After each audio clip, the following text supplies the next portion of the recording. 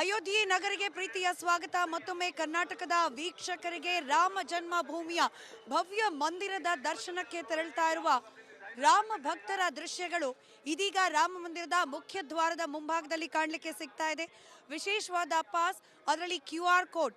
ಈ ಒಂದು ಪಾಸ್ ಇರುವವರಿಗೆ ಮಾತ್ರ ಮಂದಿರದ ಒಳಗಡೆ ಪ್ರವೇಶವನ್ನ ನೀಡಲಾಗ್ತಾ ಇರೋದು. ಹೈ ಸೆಕ್ಯೂರಿಟಿ ಭದ್ರತಾ ವ್ಯವಸ್ಥೆಯನ್ನ ಮತ್ತಷ್ಟು ಮಗದಷ್ಟು ಹೆಚ್ಚುಗೊಳಿಸಲಾಗ್ತಾ ಇದೆ.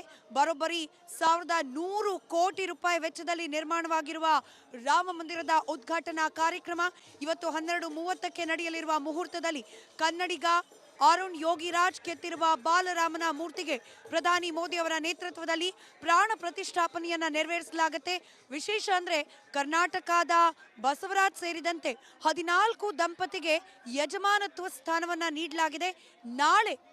ನಾಳೆ ಸಾಮಾನ್ಯ ಭಕ್ತರಿಗೆ ಮಂದಿರದ ಪ್ರವೇಶವನ್ನ ನೀಡಲಾಗುತ್ತೆ. ಇವತ್ತು ಸಾಮಾನ್ಯ ಭಕ್ತರಿಗೆ ಮಂದಿರ ಪ್ರವೇಶ ಇಲ್ಲ. ಆದರೂ ಕೂಡ ಅಯೋಧ್ಯೆಯ ಈ ಪ್ರಮುಖ ರಸ್ತೆಗಳಲ್ಲಿ ಭಕ್ತರು ಜಮಾವಣೆಗೊಳ್ತಿದ್ದಾರೆ.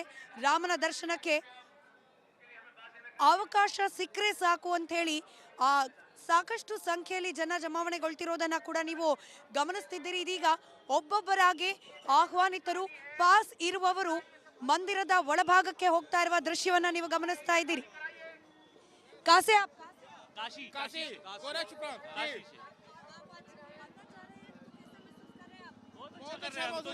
हम 4 रोज से लगातार 4 रोज से जा रहे हैं और यहाँ पे हम लोग जो है सेवा के लिए लगाए गए हैं और काशी प्रांत से है जी।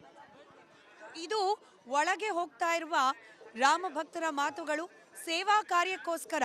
ಅಂದ್ರೆ ಈ ಮಂದಿರದಲ್ಲಿ ನಡೆಯುವ ಪ್ರಾಣ ಪ್ರತಿಷ್ಠೆ ಕಾರ್ಯಕ್ರಮದಲ್ಲಿ ಬೇಕಾಗುವ ಕೆಲವೊಂದಷ್ಟು ಸಹಾಯ ಹಾಗೆ ಸೇವಾ ಕಾರ್ಯಕ್ಕೆ ಇವರೆಲ್ಲರನ್ನ ಕೂಡ ನಿಯೋಜನೆ ಮಾಡಲಾಗಿದೆ.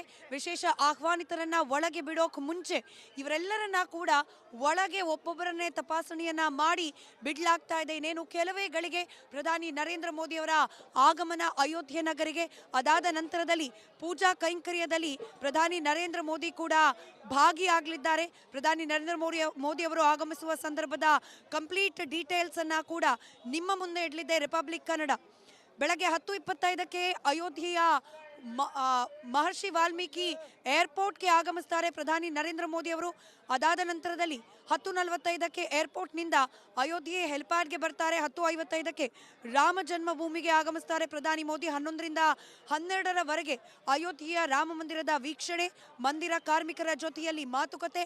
12:05ರಿಂದ 12:55ರವರೆಗೆ ಗರ್ಭಗುಡಿಯಲ್ಲಿ ಪ್ರಾಣ ಪ್ರತಿಷ್ಠಾಪನೆ ಕಾರ್ಯಕ್ರಮದಲ್ಲಿ ಭಾಗಿಯಾಗಲಿದ್ದಾರೆ ಪ್ರಧಾನಿ ನರೇಂದ್ರ ಮೋದಿ. 50 ನಿಮಿಷಗಳ ಕಾಲ ಪ್ರಧಾನಿ ನರೇಂದ್ರ ಮೋದಿ ಪೂಜಾ ಕೈಂಕರ್ಯಗಳಲ್ಲಿ ಭಾಗಿಯಾಗಲಿದ್ದಾರೆ.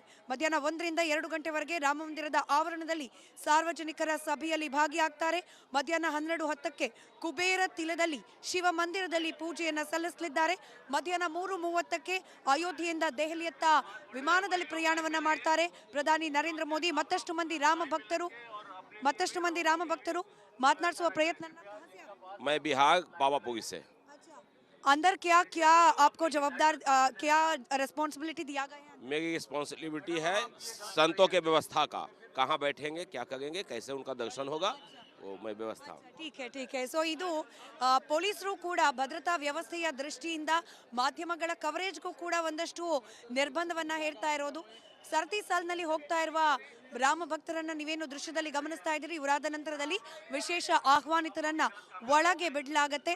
ಸೊ ಇದಿಷ್ಟು ಸದ್ಯಕ್ಕಿರುವಂತಹ ಮಾಹಿತಿಗಳು.